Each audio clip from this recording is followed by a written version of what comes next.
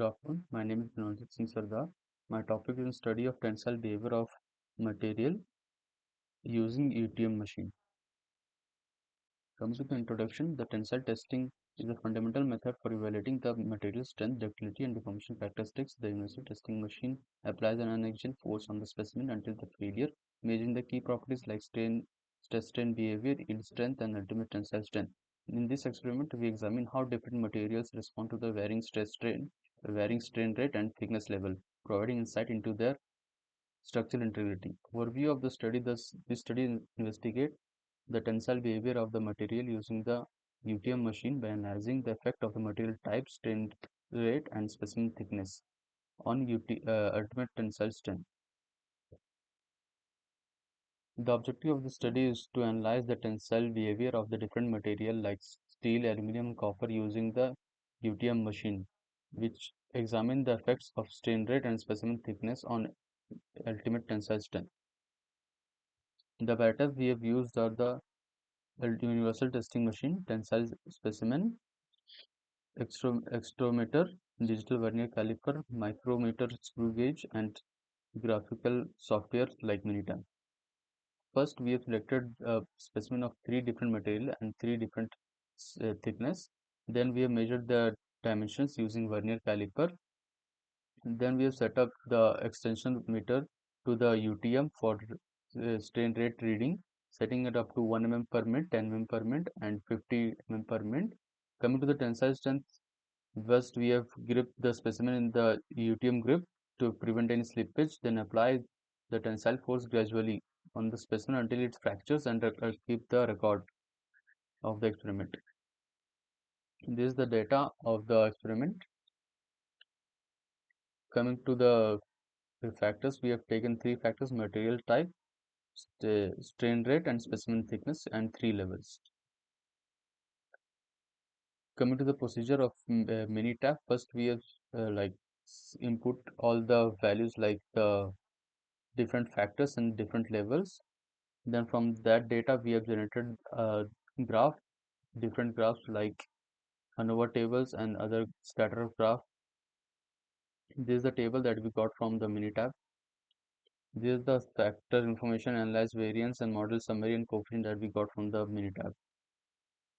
Coming to this, from this chart we can say like this most commonly used for statistical analysis to determine the significance of different factor in an experiment. In the y-axis, it represents the magnitude of the effect of each factor on the response.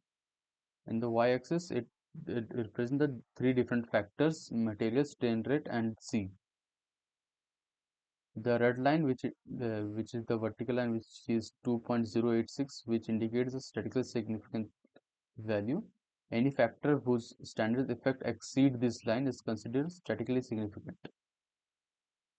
From this, we can conclude that the material A and the thickness C significantly affect the ultimate tensile stress than B.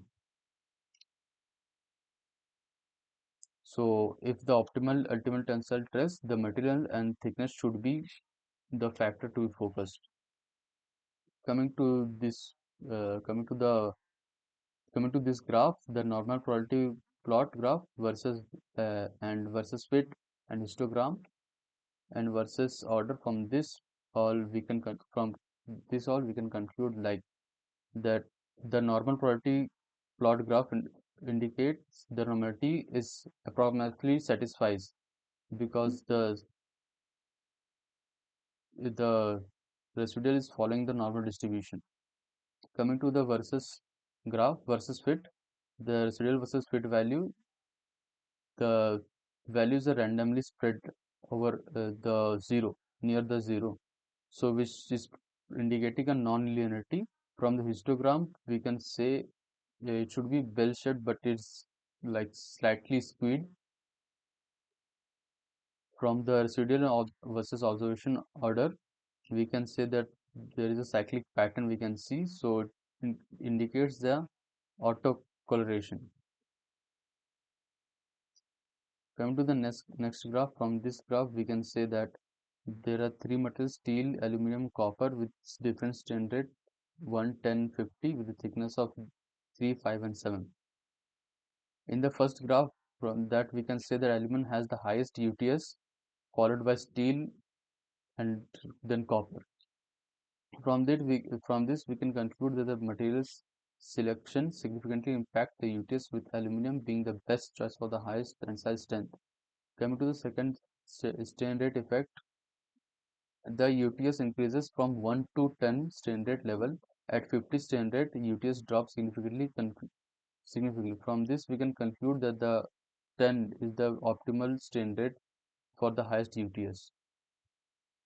Coming to the thickness effect, the UTS is highest at the 3 mm thickness. As the thickness increases from 5 to 5 and 7, the UTS decreases. From this, we can conclude that the thinner the material will have the highest UTS. Coming to this graph, from this we can say that in the material strain rate graph, the aluminum crystal has the highest UTS across the strain rate. At the strain rate of 10, the UTS is highest overall, and we can see a decrease at 50. From this, we can conclude that the strain rate at 10 is optimal for all the materials, especially aluminum. Coming to the material into thickness graph, aluminum has the highest UTS across the thickness. The UTS is highest at 3 mm thickness for all the material.